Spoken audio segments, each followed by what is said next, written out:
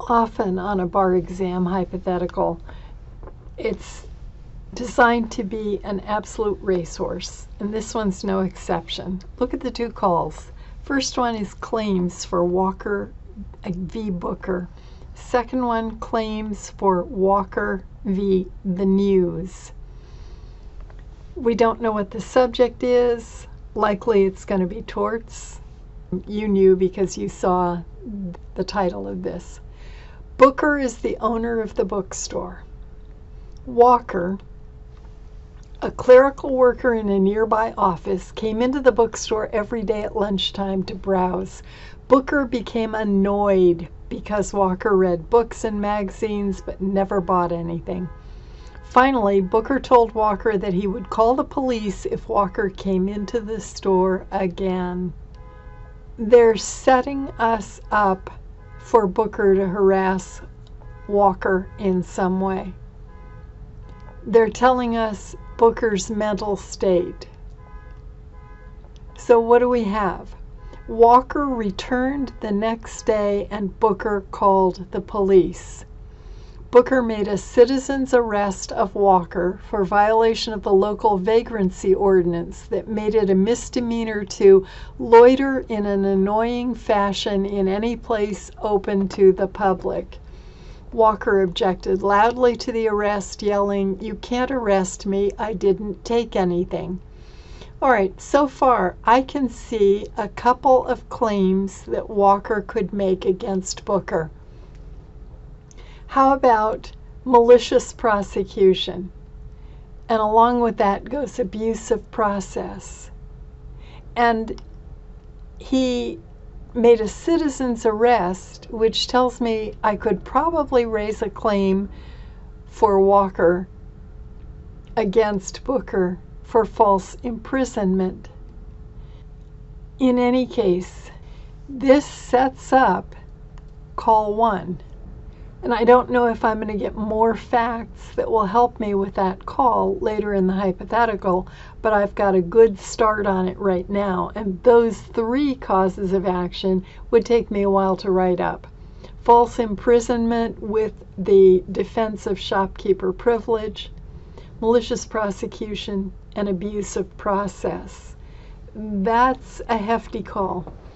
Reporter overheard Walker's remarks. Reporter worked for the news. Now we're going into call 2. The local newspaper recognized Walker because 1 year earlier Walker had led a movement to remove certain books from the local high school library. So those facts go to the issue of whether Walker would be considered a public figure. Or would this be something that would be of public concern? Reporter thought that the police were arresting Walker for shoplifting and rushed back to the paper to file a story on the arrest. When they give you a word like rushed, it's there for a purpose.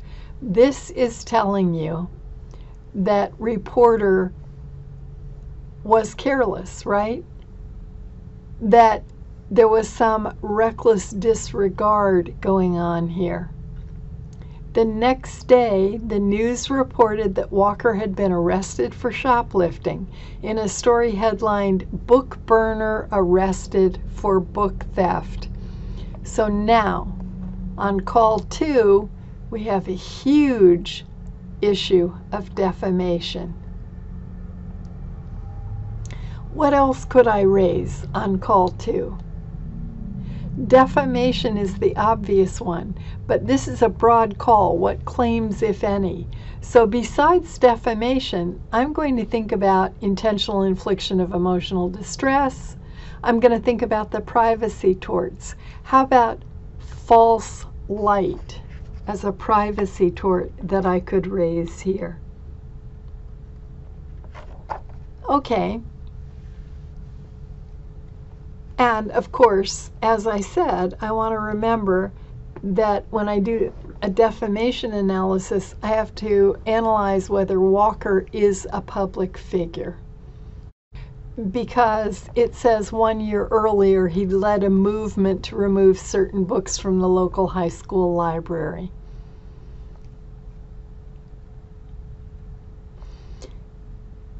Now, Walker was charged with vagrancy. The charge was dismissed on the ground that the vagrancy ordinance had long been construed to require actual disturbance of the peace, and in this case, there was no actual disturbance. I can use those facts to go to the Walker v. Booker causes of action. Malicious prosecution, termination in the plaintiff's favor, and the fact that it's more evidence that Booker acted because he was annoyed rather than because he thought that there was a valid claim here for vagrancy. It was harassment. So we have termination in the plaintiff's favor. I'm writing all these things in the margins.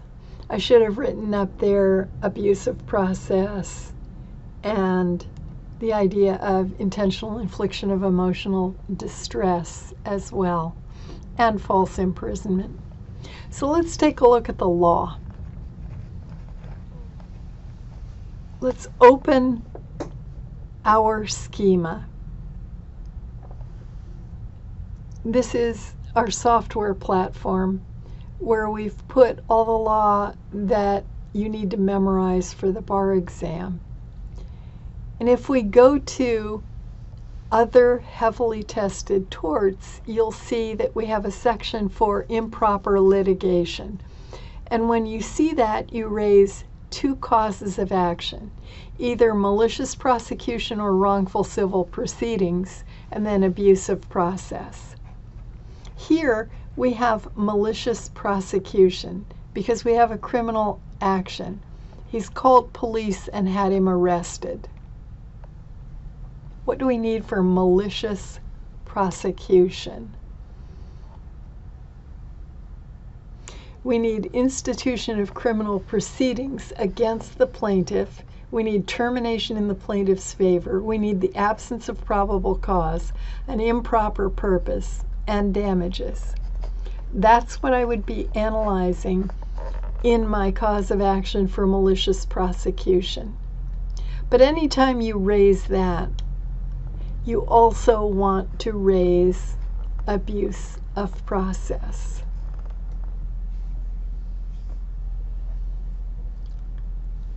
Abuse of process has four elements: wrongful use of process for an ulterior motive, definite acts or threats against the plaintiff to accomplish that ulterior purpose, and damage.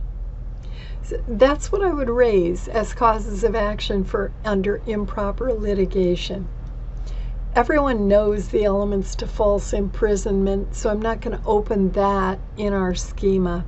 But false imprisonment is the other big claim under Call 1. And of course, the defense of shopkeeper privilege. Call 2 centers around defamation and the privacy torts. What do you need to know for defamation? You need to know the common law elements of defamation, that it's a defamatory statement of or concerning the plaintiff, that it's been published to someone other than the plaintiff, and that there's damage. Really important here when you analyze defamation to remember that damage is presumed for libel. Here we have libel. We have written defamation, a newspaper article.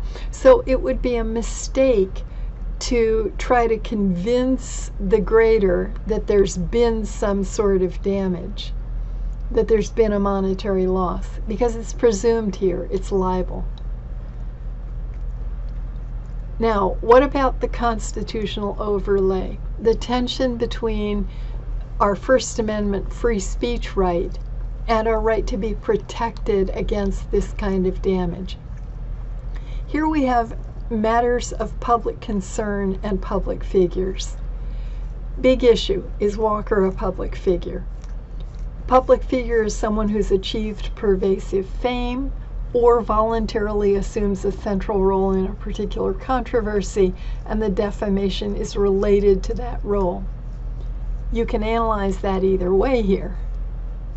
If it's a matter of public concern, or Walker is a public figure, then this plaintiff has the burden of proving that the statement was false and that the defendant was at fault, which means, in the case of a public figure, that there was actual malice, either knowledge of the falsity or reckless disregard for the truth.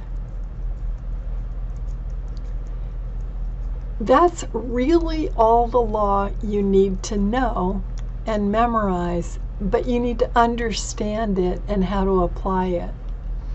My point in showing you this is to show you how simple your final outline can be. And here we have 2 calls, multiple causes of action to write up. It's a true racehorse. How am I going to allocate my time? Well, it's going to take me more time to do the second call than the first one.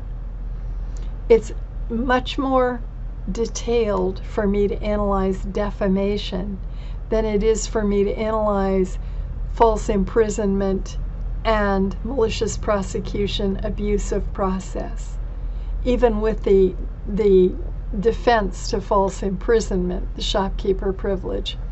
Call 2, for me, is a larger call. So I'm going to mentally allocate my time that way. Call 1,